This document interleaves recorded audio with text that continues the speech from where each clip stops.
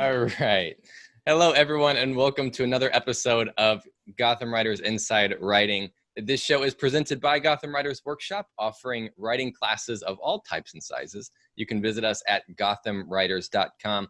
Also, a reminder that if you've missed any episode of Inside Writing, you can find the recorded versions on YouTube or wherever you listen to your podcasts. The same will go for this show. It'll be available by tomorrow morning on YouTube or wherever you listen to your podcast.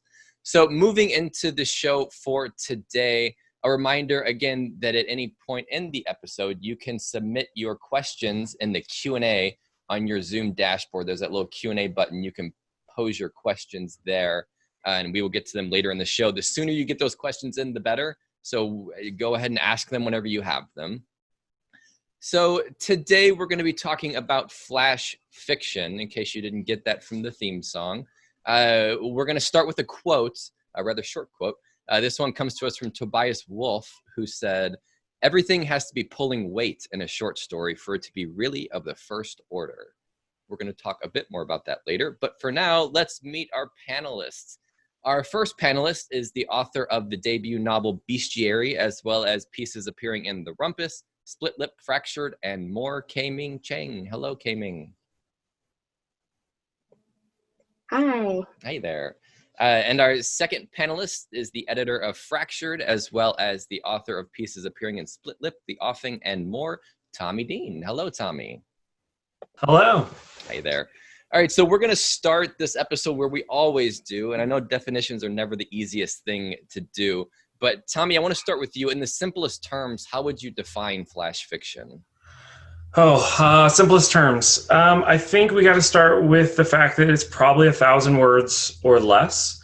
I believe in flash fiction that tells a complete story with a beginning, middle, or end, or at least the implications of the beginning, middle, and end. And a story that asks the reader to do a lot of work with the writer to make a lot of inferences. Mm-hmm. You brought up a point I want to get back to later, which is the beginning, middle, and end. But K-Ming, I want to jump to you. Anything to add? What would your definition of flash fiction be? Wow, I think maybe mine would be a lot broader in that I don't know. I've seen, definitions of it being under 1,500 words, under 2,000 words. I think different publications also have different word counts, which is really interesting. And yeah, I think flash fiction to me is so open in all its possibilities. Like I've seen flash fiction that are lists, like grocery lists, but as a story.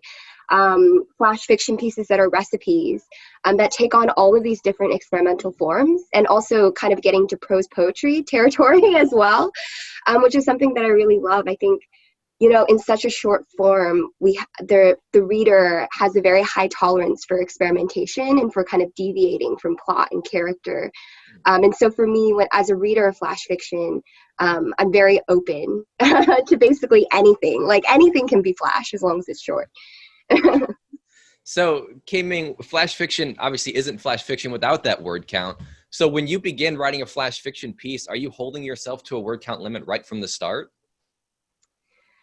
No, I think I usually don't. I think it's only when I finish writing it that I know that it's kind of meant to be in that short form, because I usually arrive at an image or something else that feels surprising to me. And I'm like, I have no desire to go beyond this, because this kind of surprise to myself is worth stopping at. But I definitely don't set out thinking, oh, this is going to be, 500, 1,000, 1,500 words.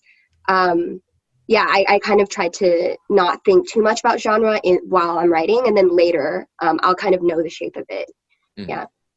Tommy, what about you? Do you set out with that word count limit at mine? Yeah, actually mine's a little different. There are times when I sit down and go, I think I'm going to write 400 word story. And then I try to pin myself to that 400 words. I'm so flash minded at this time that it's really, really hard for me to write something that's longer. Even 2,000 words at this point, I'm already in my mind as I'm writing, I'm cutting out exposition constantly and trying to distill down to perfect word choices, perfect images from the get-go. I do think that can kind of get me stopped up, whereas some writers just go to the page and just totally let loose and explore. And like K-Ming said, be surprised. my surprise usually comes in whatever image or voice I'm hearing before I start the story.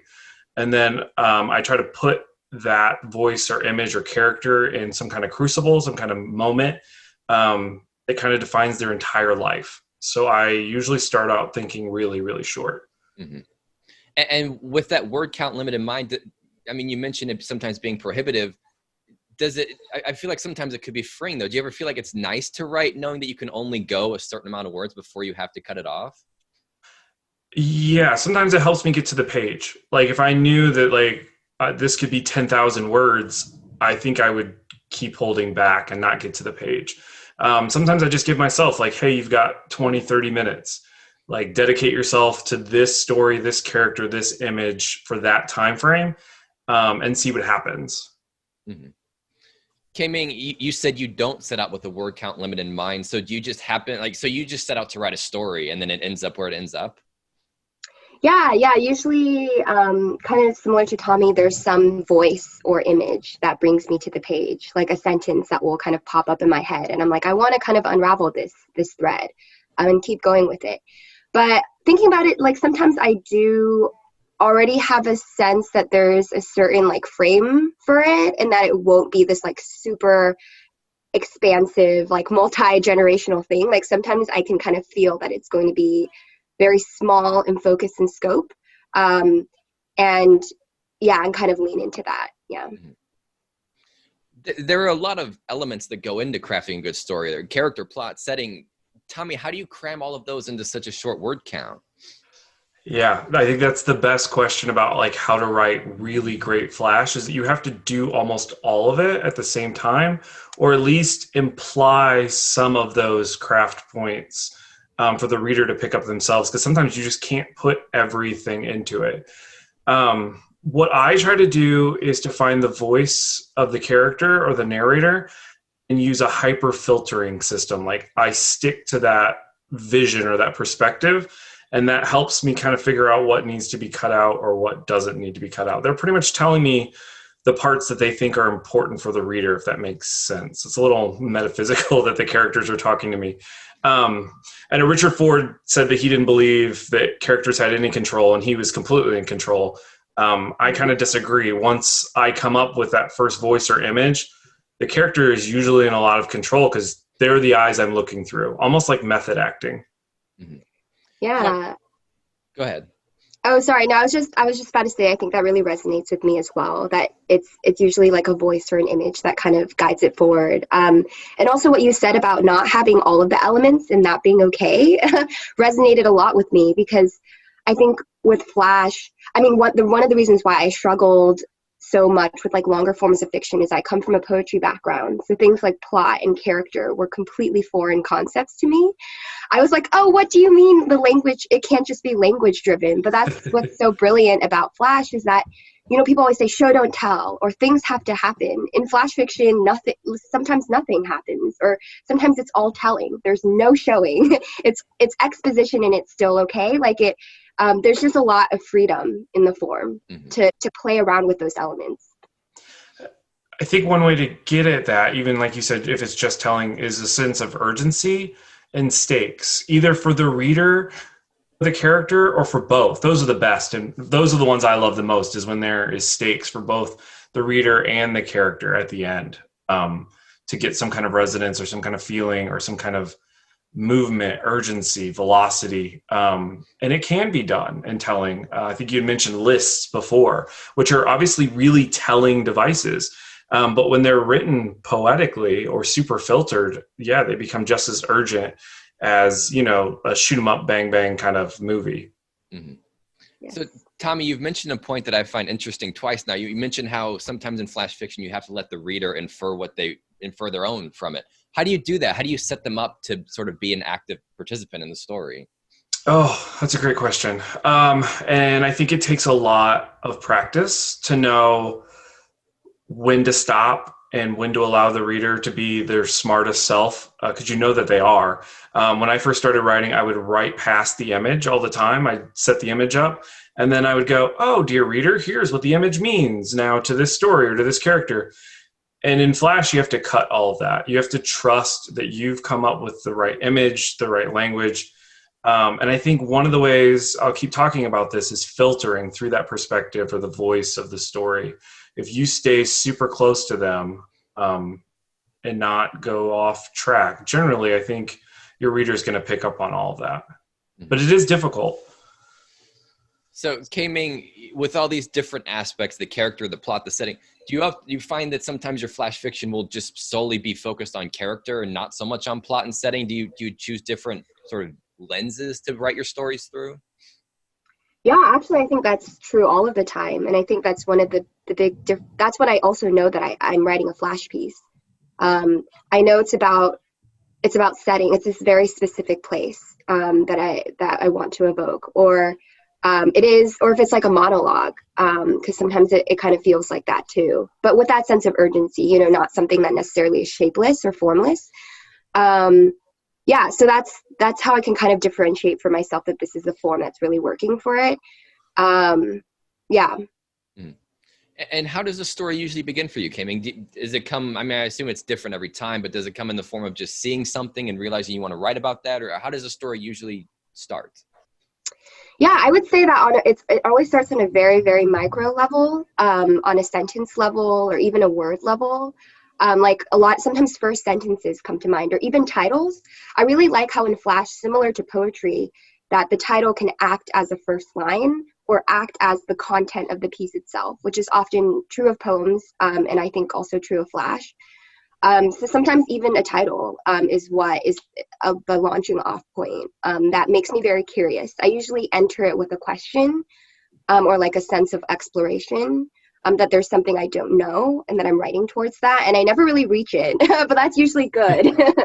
That's usually a sign that things are going well, is I just like get deeper into not knowing about either the voice or the situation or the setting. Yeah, so definitely very kind of language level for me. Tommy, what about you? When your stories begin, what do they start with?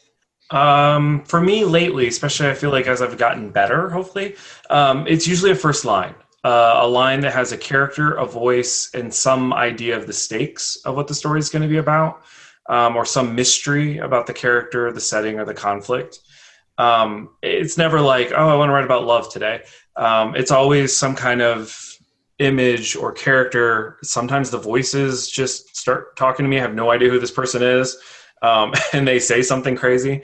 The other day, my daughter just had a birthday and the balloons were blowing against the air from the heater. And it made me start a story about some guy whose wife is leaving him for a guy in Nebraska. Like, I have no idea why a cellophane balloon blowing in the air brings me to that. But I think it's just being open to allowing your brain to think about, images, pictures. If I get stuck, I go and look at art or photographs and try to imagine who these people are in these pieces of art and how I might bring them to life or what their voice sounds like. Mm-hmm. So, K-Ming, from the structural side of things, you mentioned how flash fiction can kind of be whatever you want it to be, even a grocery list.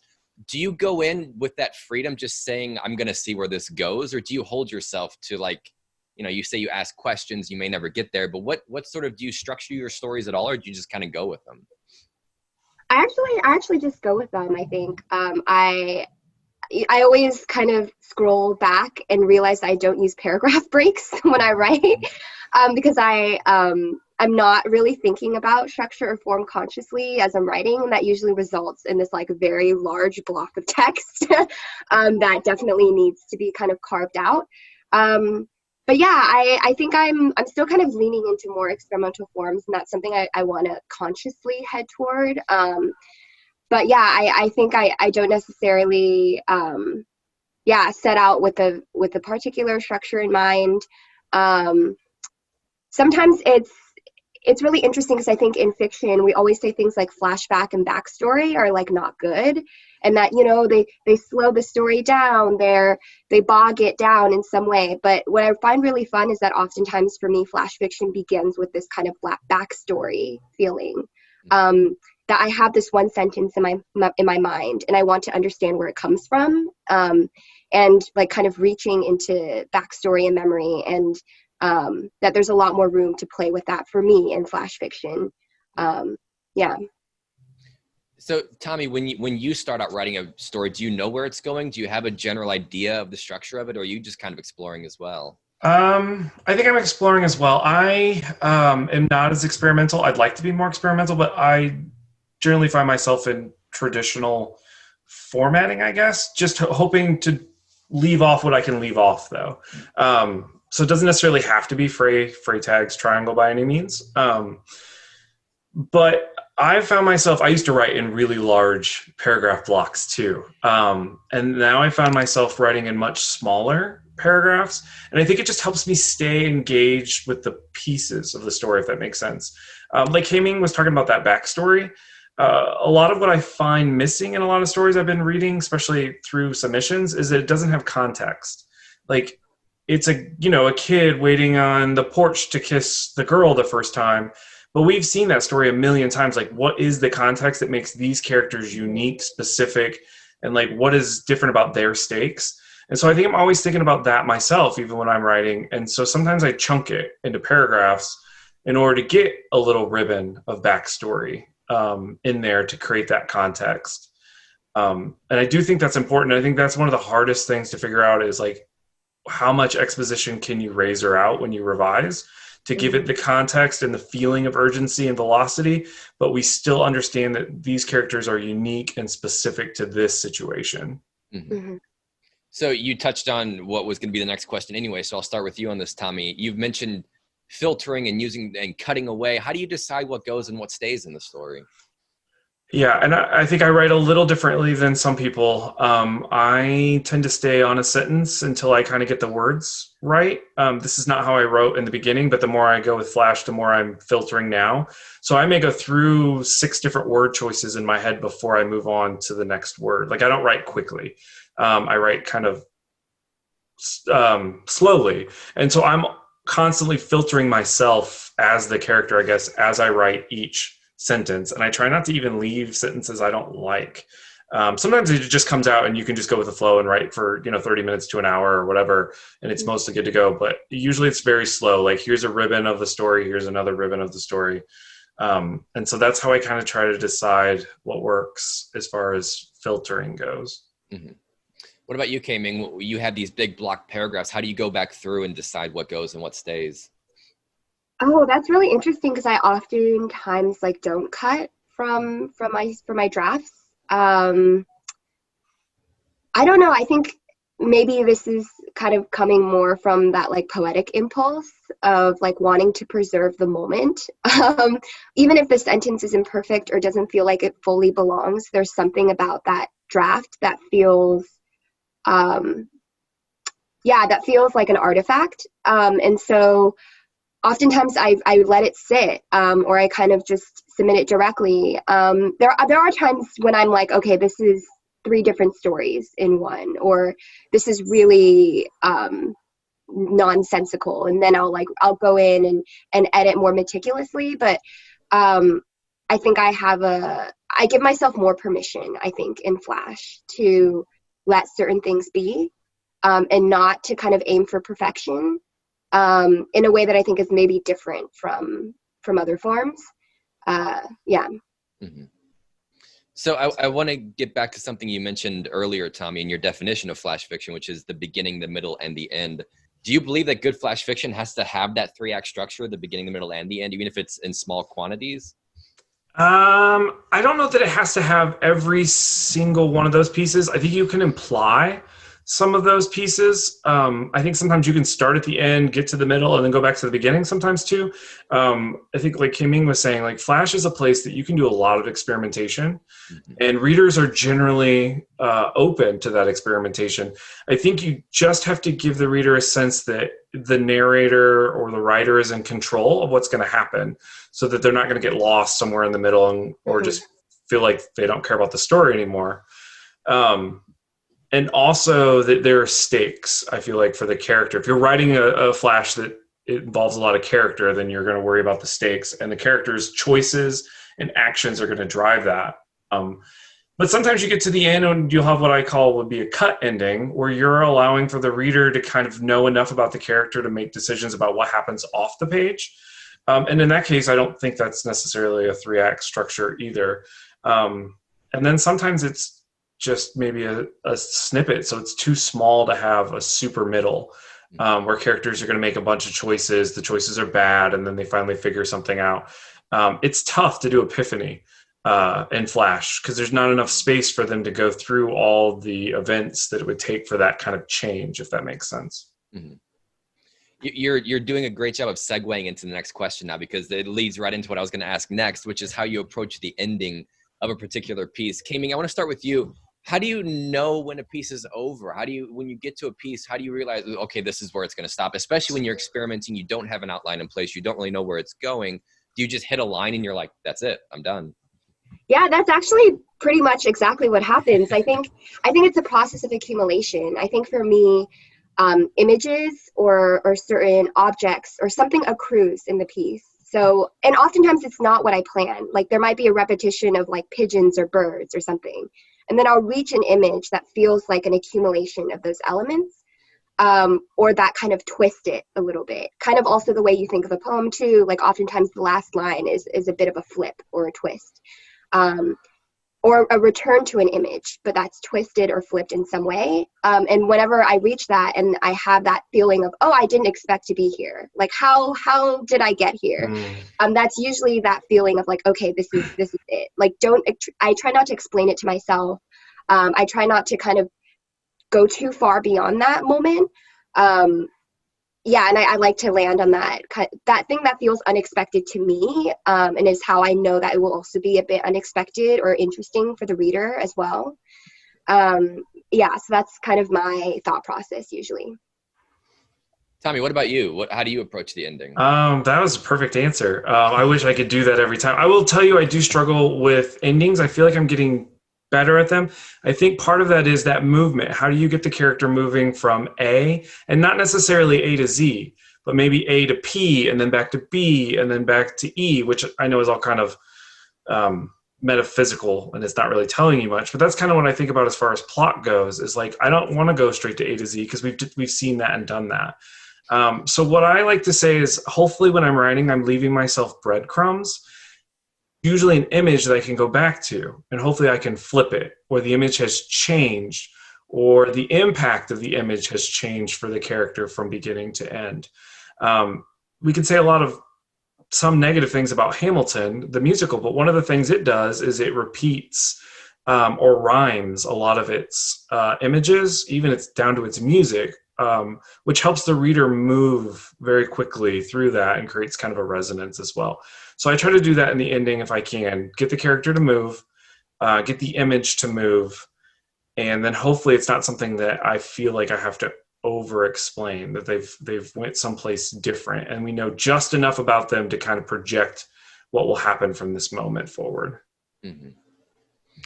So I want to go back to that quote from Tobias Wolff real quick. Now, he was talking about short stories, but he mentioned how each piece of the story has to pull its weight. I wonder if you feel like that's doubly true when there's so few words you have to play with. Tommy, you mentioned going through different words. Do you feel like every single word has to do something in flash fiction? Not every word, but most of them do. I feel like it's a lot harder. Like if you're writing a novel, some of your sentences can just be getting people to move, can just be a labeled feeling or thought. A lot of times what I see is a lot of people, because it's short, just want to tell me that somebody's scared. Well, I kind of want to feel that, and I want to see the action of that. So you're going to have to use some words to do that. And so I think just saying like every word matters, so therefore I'm just going to put, single feeling words in there, I don't think it's going to work. I think we still need to see choices, actions, movements, those kind of things. One way to think about this is that I feel like each line or each kind of craft thing has its own weight. Like dialogue in Flash is really heavy to me. I feel like it's the heaviest tool that we have. So if you're going to use dialogue, it has to be so unique and specific to that character. Especially the first line of dialogue. That's the first time they come on stage. And if they're just saying hello or why did we write that line? I feel like it has to be stronger than that. It has to really show who the character is. Mm-hmm. So I want to get into the publishing side of flash fiction now. K-Ming, I want to start with you with just a basic question of how do you know when your piece is ready to be submitted somewhere? How do you know that it's at its ultimate state? Yeah, I feel like I often don't know. I think it's oftentimes when I'm so tired of working on a single piece, and I'm like, I need to send this so that I'm unable to continually pick away at it. So sometimes it's to provide a sense of closure for myself, even if it never gets published. Just the fact of sending it out, I think, helps me have closure over a certain piece, especially if I'm still kind of really lingering on it. But yeah, I think it kind of returning to that idea of surprise, when it surprises me, I think, when it feels like, oh, I haven't quite written something like this before, or there's a sentence in here that really rings with me, and that I want to return to and think about. That's when I know. And then there are stories that I just never look at again, and I have no urge to look at again, and I know that's because it's kind of dead in the water. And there's nothing there that's even interesting me as a reader of my own self. So I know that is something to kind of shelve or kind of pick apart for its sentences or something like that. But when I have this urge to revisit something again and again, it feels it feels like it's going in a certain direction. Yeah. I like that. I always ask our guests that question. I like this. The first time I've heard that urge to revisit a story. I think that's a really interesting point that means it's getting somewhere. Tommy, what about you? How do you know when a piece is ready to go? I think like a lot of people early on, I sent stuff out way too early. I was hoping to get published, hoping that people would read my stuff. I'm hoping to do a little more quality over quantity at this point. And I think it comes down to what we talked about before. Have I made the movement with the character? Have I made the movement with the image? Do I feel good enough about it that I would send it to a few beta readers just to make sure that it makes sense on their end, that I haven't explained too much, I haven't explained too little, that they know enough about the character to project after the story's over. Those are all the things I'm hoping for, and that you as a writer, I don't think can always tell yourself that if you've done it well enough, I guess. So part of it, I think, is just coming to the end, and like K-Ming said, are you willing to go back into it and make it even better? Are you willing to stay with the character long enough to really find that movement or that image that's going to make the resonance that you're looking for? Because there are some stories that you get to the end and you're like, oh, I'll never touch this again because I never found the metaphor, or I never found the image. Or some that you're just waiting for. Sometimes it's weird. Your life needs to come around full circle, and then, you catch an image of something. You're like, oh my gosh, that goes in a story I wrote 5 years ago. Now I can put it in, and now I'm ready. And that's the hard part, the waiting. So we'll get back into the waiting later. But Tommy, I also want to follow up and ask, when you're writing a piece, and from the editorial standpoint as well, should writers be thinking about where to send a piece while they're writing it, or just write the piece and then worry about that afterwards? I think generally probably write it. Stay true to the perspective of the character. Stay true to the image that brought you to the page, the joy that brought you to the page, the itch, the grief that brought you to the page. I think there is something to be said that maybe writing to a prompt or for a specific contest. But magazines, I'll tell you, I could publish something that I really love from a writer, and they could write something completely different that I didn't like as much. And so it's really hard to tell. Like my own sensibilities keep changing. After this conversation, I will have learned just as much as anyone else watching it. And so it would be hard, I think, to constantly write towards a certain publication or editor. And really, I think that writing is for us, the writer, first anyway, right? I mean, I think that's why most of us do it, is to fulfill something in us. And so, you're your first reader. So I would write for myself first, and write for the story and stay true to that. Mm-hmm. K-Ming, is it similar for you? When do you start thinking about where to send it? Yeah, I mean, I think that sometimes publications and prompts or themes that different publications have can be a really wonderful motivational tool. Like there are so many times where I've, seen a publication I really admire that has a theme that really interests me, or has a call for submissions that is really exciting to me. And I'll sit down with that kind of in the very back of my mind. But oftentimes what comes out of that completely does not fit. So I'll see something that's a theme of haunting or ghosts, and I'm like, oh, I want to write a ghost story. I've always wanted to do that. And I get really excited. And then before I've like written something that is completely off the theme or that ends up being like 7,000 words or something like that. And I just, I don't try to force it back into that original impulse or motivation. So for me, like, usually people say, oh, don't think about audience at all, don't think about publications at all. And I think for me it's less of that and more just like it can get me to the page, it can get me sitting down and carving time in my life to write, but I don't necessarily try to limit what comes out of that to kind of return to that original motivation or prompt. Mm-hmm. So here's a question we often get in the Q&A, and I see it coming up already. K-Ming, how do you find what literary magazines to send it to? Where do you go to look? When you have a piece, you're like, okay, this is ready to go. Where do you go to look for these places? And how do you know if it's a good fit for you? Yeah, I mean, oftentimes it's usually just places that I'm a fan of. It's very aspirational. I rarely think, oh, they're going to love this. It's usually like, oh, wow, I've read, so many amazing flash pieces at Split Lip, and I admire them so much. One of my favorite flash writers has published with this journal. Like, it would be so cool to send it there and kind of like write in the letter that I was a fan of what they published. So yeah, for me, it's very aspirational usually. And yeah, I think following different publications on social media, a lot of literary magazines have specific flash sections. Sometimes it's kind of all lumped together under fiction, but a lot have like their separate flash sections. And I like to browse those as well and follow flash writers on Twitter and social media and read what they're publishing. And that usually gives you a pretty wide spectrum of where to publish. And yeah, for sure. Yeah. Tommy, what about you? I think I first started, I knew nothing. And so I just started, reading flash people. Kathy Fish was a big person for me. And so like anywhere she was publishing, like I would read more from there. And it was aspirational. It's still aspirational. Yeah, completely. Yeah. You never know. Like I never I'm going to get in here today. It's always like, oh, I hope this is good enough. So yeah, and I am a big proponent of being, part of this writing community that we have in social media. There's a huge one in Twitter and Instagram. And so I like to read not just like all the friends, but anyone that I follow or any stories that come from places. I'm constantly reading flash, sharing flash, and then looking to see where they're at with magazines as well. I will give a small plug for Literistic, is a subscription-based thing. It's like $3 a month that I edit, where we put a whole bunch of contests for poetry, fiction, nonfiction out there. It comes to your mailbox once a month, so you have a month's worth of stuff. I also use, however you want to pronounce it, doatrope.com. That's got all the journals you could ever want.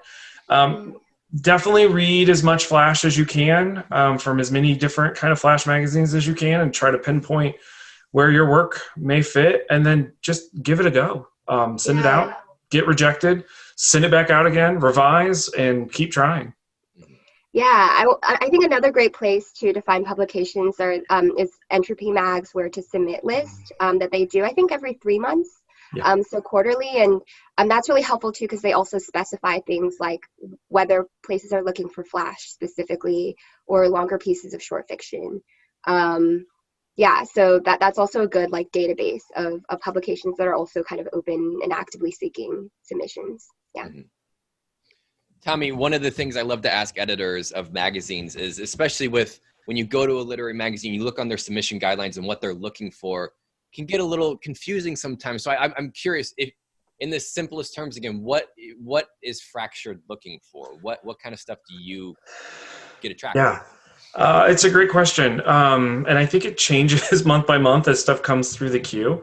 I'm looking for stories with characters that are facing stakes, that are making choices, I'm looking for resonance. I'm looking for great sentences. Often what we find that we have trouble with is that opening lines or opening paragraphs are not setting us up very well for the stakes that are to come or who the characters are in a lot of ways. So we get kind of a muddled submission that takes us about halfway through a 1,000-word piece to figure out like why this character now in this moment in their lives. And those are the kind of stories that I really, really love to read, are the ones that have characters that are really fighting for something, that are really going through something. And then I think the other thing I could mention too is context. A lot of our stories that we get in submission queue are missing that context. Again, I want specific characters, unique characters in a unique moment if possible. We're open to experimentation. We're open to list stories. We're getting ready to have a contest in December with ghost stories, fractured fairy tales, and those kind of things with Kevin Brockmere as our judge. So I will tell you, before I became an editor, I think my lens was really small, and I'm trying to broaden my lens as much as possible about what Flash can be and what it will be. Definitely want to see writing from different cultures, different places, different settings, different point of views. Not necessarily your everyday story, if that makes sense. I think this is a hard question to answer because sometimes I could go, oh, I love this story, and I could point directly to it. And other times it's really hard to kind of determine, like, well, what is a fractured story?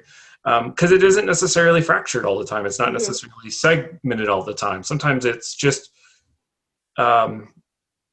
sensual, visceral. It makes me feel something. And it takes me someplace, not always new, but someplace a little shifted. Mm-hmm. I think that was a good answer. I know that's a tough question to answer, and I appreciate your detail there. I'm mumbling. K-Ming, he touched on something that I wanted to get your input on as well, which is the beginning of a Flash, any story really. Do you put it do you go pay a specific attention to opening lines, opening paragraphs, knowing that you need to grip their attention? Yeah, for sure. I think opening lines are usually what propels me to write flash fiction. It's usually a sentence that I'm really fascinated by, and I'm like, oh, who is this? Who would say this? This is really interesting. And again, kind of like tugging on that first thread of that first sentence. So that's, yeah, hugely important, I think, in the process. And what's interesting is sometimes those first sentences get cut out. They just become irrelevant. They were interesting places to start with, but they no longer matter by the end of the story or are distracting in some way. So I also try not to get too attached, like, in the process to what the first sentence is for me, or sometimes it gets moved around. And I think as a reader of flash fiction, definitely opening lines are really fascinating. And as I was saying before, I think titles sometimes function as opening lines. Vanita Blackburn, who is my favorite flash fiction writer, she's an incredible collection called Black Jesus and Other Superheroes. And the title story, Black Jesus, is actually on LitHub for free, so you can go and read it. And it's my favorite flash story. I teach it all the time. And she has a story in her collection called Excerpt from the History of Salt, I believe. And that, to me, is the first sentence. And what you read kind of following that is set up so beautifully by that title, and is also something so unexpected. Like, you could read the whole story and then look at the title, and it adds an entire new dimension. It basically acts as a first line, as a frame, as that twist. Like I say, like how the last line oftentimes has a twist. Sometimes the title is the twist as well. Yeah, so I always look to her work as well. Yeah. Yeah, speaking of titles, I love titles that add to the story, that, like you said, frame it or make the controlling metaphor, or sometimes are the first line. Ones that really give us new insight to where it's going, or even if it's a long title, sometimes those are better than just like the deer, unless that's somehow a controlling metaphor. I don't want anyone to think that if you have a story called the deer, don't worry. Don't worry. Yeah. It works, but I do think that there is some room for more resonance, more impact, more depth to be had from titles. I think writers, myself sometimes too, gets a little afraid of titles, and you kind of just want to submit, and you're like, well, it's going to be this one word, and they just kind of send it off. But I think there is some power in titling. Mm-hmm. So I want to make a quick note to our listeners. These links that they're mentioning, like Tommy mentioning Literistic and K-Ming mentioning Black Jesus and other superheroes, I'll include links to these in the show notes. So don't feel like you have to remember what they said. I'm going to include links to those. So Tommy, I want to segue into talking about, we don't want to spend too much time on here, but we got to talk a little bit about rejection and what rejection, how writers can take it and how they can move on for it. So Tommy, when writers get rejections, when you get rejections, how do you stay positive through it? What do you take away from them? Yeah, I think that is the hard part, because a lot of times journals just do not have time to give you the feedback that you really need or want from those rejections. Over at Fractured, we have started a free fast response for BIPOC writers that we have been providing some insight into it. And that can be tricky too, because sometimes just our reading might be a little off, and it can hurt people's feelings. And that is not what we're hoping to do at all. Really just hoping to give just a little bit of help from our point of view, period. Just our point of view, what was working in the story and what could still use some help. But we're getting, over thousands of submissions for the year. So we just can't comment on all of them. It's the same when I submit too. Like I don't get a lot of comments back either. It's a lot of just straight rejection, occasionally personal rejection, but there's just not a lot of time for it. So I think one thing to think about is that journals can only publish so many stories per year, especially if they're paying. And that your story may not be bad just because it was rejected. It could have a story that was close in theme, that was already chosen. They could be running low on how many submissions they can publish for the year. It just might have come through the wrong time. It didn't get past a certain reader. All of those are reasons why a story might not make it, but it doesn't make the story bad. I think the point is just to keep trying and keep finding out. There are times when I thought, oh my gosh, this story has been rejected 50 times. What do I do? And there are times when you want to give up, and sometimes you should if the story's not working. But if you really love the story and you feel like it's, really good and you're going to find the right place, keep going. I had a story just published in Monkey Bicycle that got rejected a ton of times, but I love that story. So I kept going and kept trying. Eventually you'll find a place, I think, for a lot of your work. So as much as rejections, they hurt, they sting, just try to remember that it's not a reflection about you personally. And just keep sending. Like at Fractured, I love seeing the same names go in my inbox. There are certain places I've submitted 50 times, they haven't accepted me yet, but I don't plan on giving up. I think I'm going to find something for them. Because in a lot of ways, it's a numbers game. K-Ming, what about you? How do you handle rejections?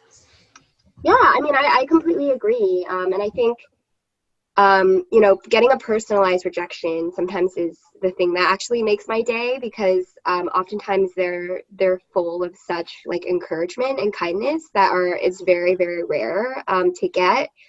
And yeah, I agree with persistence. Like sometimes it's just not that piece. And you can keep submitting. And there are a few journals where it's been like that, just like over the years. I've kind of submitted at different stages of my life, and then finally something has kind of landed or really, really worked. And yeah, it's so subjective. Taste is so subjective. We as readers oftentimes, click out of things that we're like, oh, not quite for us. Even reading, whether it's reading books or reading things in publications, and that's just a sign of how incredibly personalized reading tastes are. And so yeah, I completely agree with that idea of like not assigning a value judgment on your own work, especially because, it sometimes, similar to what Tommy is saying, like sometimes it is that there is some element that isn't quite legible to the reader or that isn't quite understood. And I think sometimes it's really important to not compromise to that. It kind of depends on the piece as well and depends on what elements. But yeah, I would say, similarly, like if you feel really strongly about a piece, to kind of continually seek out homes for it. Yeah. So I have so many more questions, but we are at the time now where I have to get into audience Q&A. So I want to start, K-Ming, I'm going to ask this first question to you because you mentioned you write poetry as well. The first part of the question: Do you write any other kinds of writing? What do you feel is the difference between flash fiction, especially when you switch back and forth between different forms?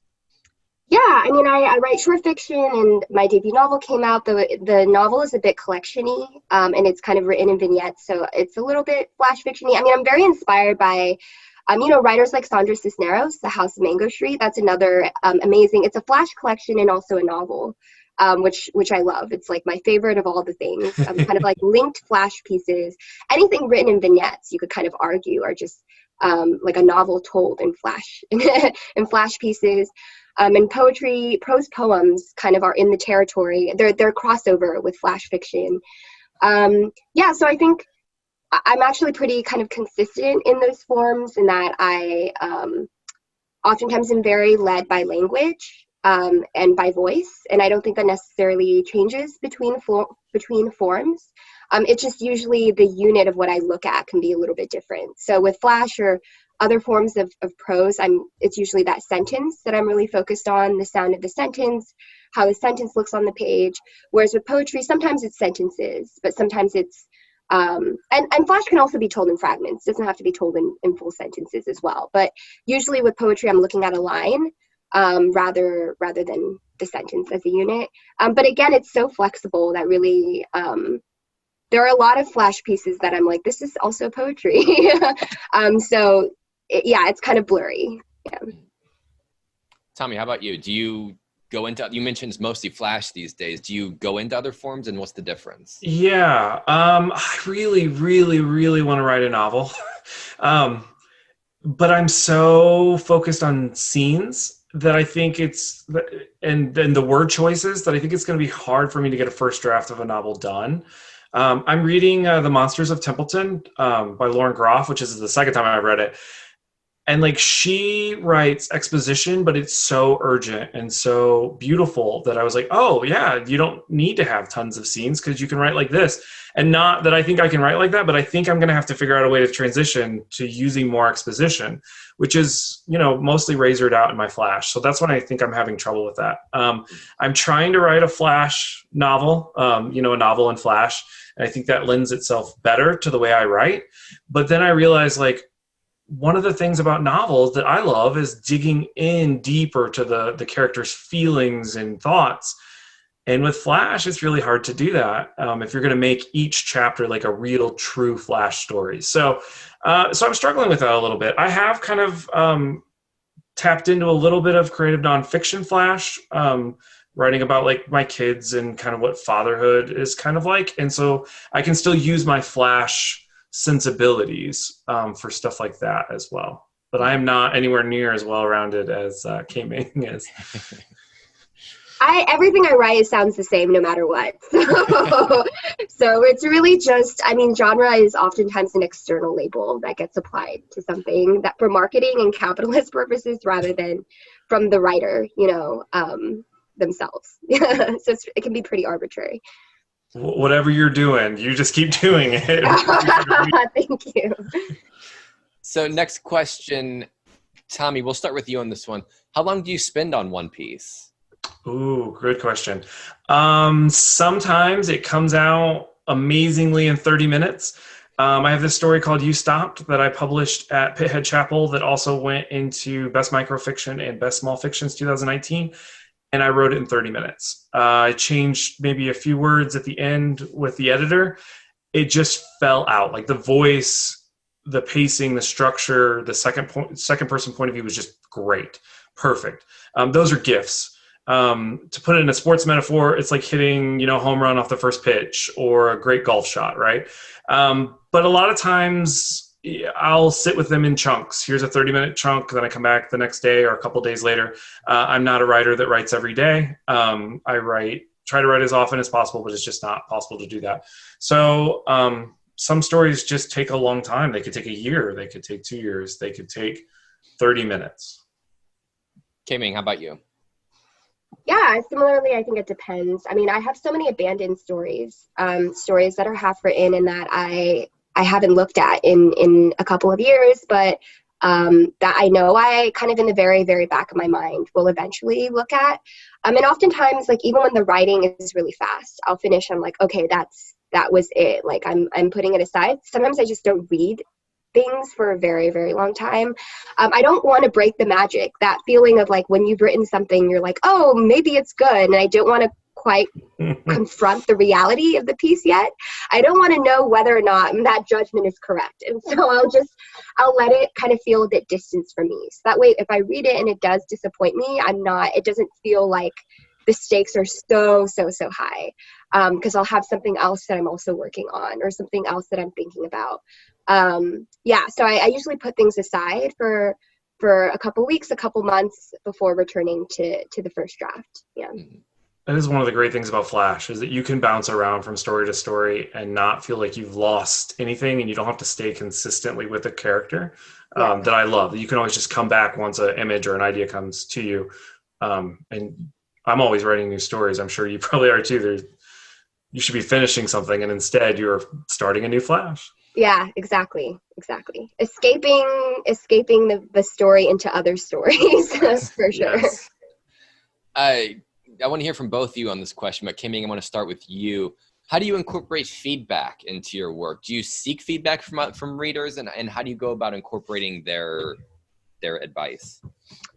I think it usually depends. I think I usually defer to the judgment of the editor. If they give edits, I incorporate them. I really enjoy fiddling with my pieces, because I'm never satisfied with it. So whenever I get edits, I get very excited because I'm like, yes, someone else has ideas and someone else has amazing advice, and I don't have to generate it from my own like completely blank mind. But yeah, I think in terms of reader feedback, usually it's not editorial advice. Usually it's just like, oh, that was really interesting, or oh, but usually it's any kind of like editorial feedback. I'm very, very, very open and very, very excited. I kind of love to kind of gut things and salvage things and restructure and be surprised again. Yeah. Tommy, what about you? How do you incorporate feedback? I usually try to take a story as far as I can. And if I still really, really like it, but there's something that just feels a little missing, I have a few trusted readers that we share stuff back and forth. So beta readers are great, even just to get an idea of like what's working in the piece. It doesn't even necessarily have to be like, well, this is wrong, this is wrong. Because sometimes, again, we don't always know the parts that come across that are funny, or this part's resonant, or like we see it clearly in our head, but we might not. So it just depends on the piece and how much I'm itching to submit, if it goes to a beta reader or not. But yeah, I love getting feedback. I love giving feedback. It's part of the process. It's the part of the process that makes it less lonely. And sometimes, like K-Ming said, that feedback helps you get past a problem that you can't solve right now. It jogs your mind in a different way. Generally, like prescriptive feedback of like, oh, you should make this character do this is generally not what I'm looking for at this point in my career or stage or writing life. But an idea of questioning, like, well, what if this or this usually helps me move forward. So that's usually what I look for when feedback is who can help me kind of open up my own mind to the story, I guess. Mm-hmm. Tommy, next question is for you. What are some of the biggest mistakes you see in flash fiction submissions? Okay, great question. Again, just one voice, just one perspective. There are lots of different journals and lots of different editors. For me, usually I'm looking for character-driven stuff, so usually the characters don't have any stakes. There's nothing that they're desiring or wanting. There's nothing that's making them make choices. A lot of times they want to tell me about something that's already happened, but they're not actively engaging in that. When I'm editing either freelance or for the journal, writers have trouble putting characters on the stage. I want to experience the story with the character as they're doing it. And so a lot of times it's just this thought process or feeling process instead of like seeing them actively make choices, decisions. That's usually number one. And then number two is usually the lack of context that we've talked about before. Pretty normal or conventional plot point, but you haven't given me a character that's different, unique, specific enough. And then we see a lot of pieces that need to go further. They need a much bigger canvas. And those writers have started it as Flash, kind of submitted as Flash. And we try to kind of let them know that, like, from our point of view, it looks like this could be a novel, a short story, that it doesn't quite have the velocity or the lack of exposition. Next question, K-Ming, we'll start with you. We've talked a lot about titles today. So this question says, do you have tips for writing Flash titles, especially since they tend to do a lot of work for the piece? Yeah, I mean, I think for me, sometimes not feeling too married to a specific title can be really freeing. I sometimes change titles, like a dozen times before I land on something that I think both fits, but also is a little bit off. Like, I think that's when titles are really amazing. Like, there's something a little bit unexpected and strange or surprising about it, but that it also has some kind of core or heart of the piece as well. Like recently, I wrote a collaborative piece of Flash with my writing group. We each wrote one paragraph, so we each wrote like 200 words of it. And the title we came up with was Cut, and because it has two meanings. Like, there's a cut in that, like, the story is kind of about being playing a mermaid in a movie, but there's also like the image of literal cutting and literal severing, of an umbilical cord or like a cutting, and we liked how there was some ambiguity around that, and that it kind of had a double-edged feeling, and that was it's when it had dimension. Like, if we had just called it like mermaids, it would have been so flat. It would have been like, oh, that's like a tag you would put like on Instagram. If I were to post this, it would be a tag, but there's not something about it that feels multi-dimensional. So I think sometimes when a title feels very literal or flat, it's because there needs to be something a little bit unexpected about it. And I would just like keep pulling out words, images, starting sentences, and all these things, and to kind of feel like, oh, well, it's not, I can keep changing it until it feels right. Yeah. Tommy, how about you? How do you go about creating your titles? Yeah, for me, sometimes I try to find a line that I really like in the middle of the story that kind of works on that double edge, double meaning, double depth kind of thing. So sometimes I'll pull it directly from the piece. I think this was Kathy Fish's advice. Sometimes there's a line that you wrote that you pulled out that might really work because it has the essence of the story in it, but it wasn't working well. So this kind of shadow, I think, sometimes really works for a title. Something that, like K-Ming said, that is dynamic, isn't flat, has a double meaning or depth to it. And generally, I think probably not something to do with the character's name necessarily. Or their profession or object, like she said, mermaids. For me, for titles, I really want your title to stand out. Not that you won't have a title that someone else hasn't had, but like, how many stories might have the title mermaid? Like, is your story going to stand out with that title? And that's the way I look at it for my stories too. Like, am I going to get someone's attention with the title? And hopefully I will, because it's the first thing the reader sees. Especially if they're just blindly clicking on a LitMag's website, if they don't know you from Adam, and your title is the only thing that's really guiding them. So I want to sneak two more questions in here, real quick questions. First off, we've talked a bit about recommendations already, but I want to see if I can get a couple more recommendations from the two of you. K-Ming, who are some really, really good Flash fiction writers out there that people should be reading? Yeah, I mean, I mentioned Sandra Cisneros and Vanita Blackburn. Definitely, something like The House on Mango Street, those can be read independently of each other, even though they're kind of collated into a novel.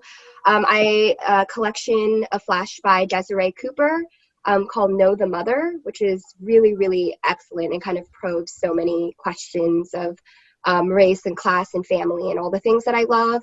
I also love The White Book by Han Kang. She wrote The Vegetarian, which was like a very huge novel. It's translated from Korean, and it's very genre ambiguous, but it's written in paragraphs. that I think stand on their own. But whether it's nonfiction, whether it's collage, whether it's fiction, I think is kind of really mutable, which I really love. I also love Marilyn Chin, and she's a poet as well, and she wrote Revenge of the Mooncake Vixen, which has some of the most hilarious like belly laugh flash pieces that are myth retellings, and also kind of retell Buddhist scriptures in ways that are just incredibly entertaining and raucous and not what you would expect from this kind of like aesthetic text. So I would recommend her as well. Yeah. And sorry, ignore that there's a phone ringing in my background. It's okay. Tommy, how about you? Oh, I think this is the part where I get in trouble. I could list hundreds of people. I've talked a lot about Kathy Fish. She's a big mentor for me. Some really people that not necessarily books out yet, but I hope will come very soon. Exodus Brownlow, KB Carl, Francine Witt is amazing. Isabel Zambrano, Sarah Fraley. I'm sure I'm missing all kinds of people. K-Ming is an amazing flash writer. Check out Fable on Fractured Lit. That's the other thing is Fractured Lit is, we're publishing the stuff that we really, really love. Smoke Long Quarterly is amazing. Yes, amazing publication, yeah.